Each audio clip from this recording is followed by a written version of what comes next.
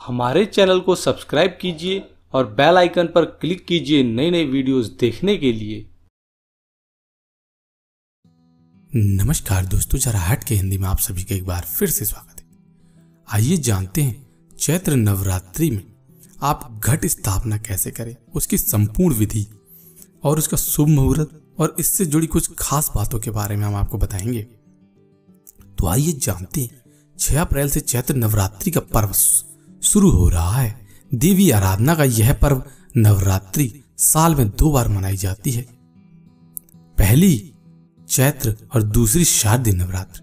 9 दिनों तक शक्ति की उपासना देवी दुर्गा के 9 स्वरूपों के रूप में की जाती है। नवरात्रि के पहले दिन घट स्थापना होती है, फिर 9 दिनों तक देवी के 9 रूपों की विशेष पूजा और आराधना होती है। कलश स्थापना कर नवरात्रि पर समस्त देवी शक्तियों का आह्वान कर उन्हें सक्रिय किया जाता है। आइए जानते हैं कलश स्थापना की विधि किस प्रकार है। नवरात्रि पर कलश स्थापना का विशेष महत्व होता है। कलश स्थापना करते ही नवरात्रि का पवित्र पर्व शुरू हो जाता है। घट स्थापना करते समय मिट्टी में धान बोए जाते हैं।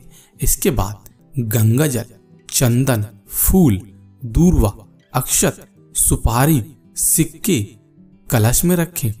कलश स्थापना के लिए एक लकड़ी का पाटा लें और उस पर नया लाल कपड़ा बिछाएं। इसके बाद नारियल और कलश पर मूली बांधें। रोली से कलश पर स्वास्तिक बनाएं।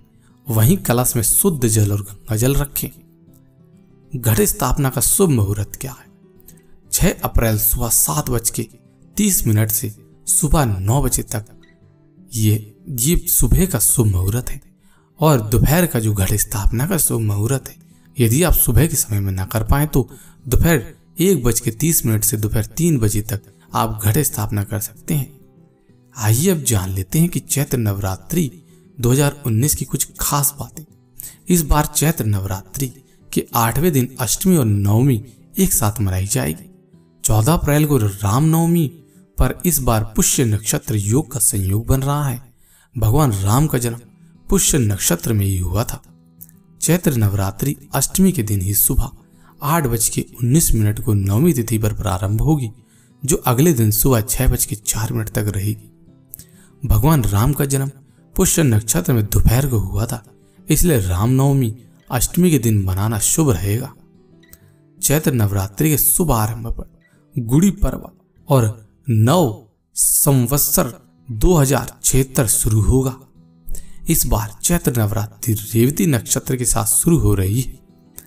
9 दिनों के इस चैत्र नवरात्रि में 5 बार सर्वार्थ सिद्धि और 2 बार रवि योग आएगा, जो ज्योतिष दृष्टि से बहुत ही शुभ माना जाएगा।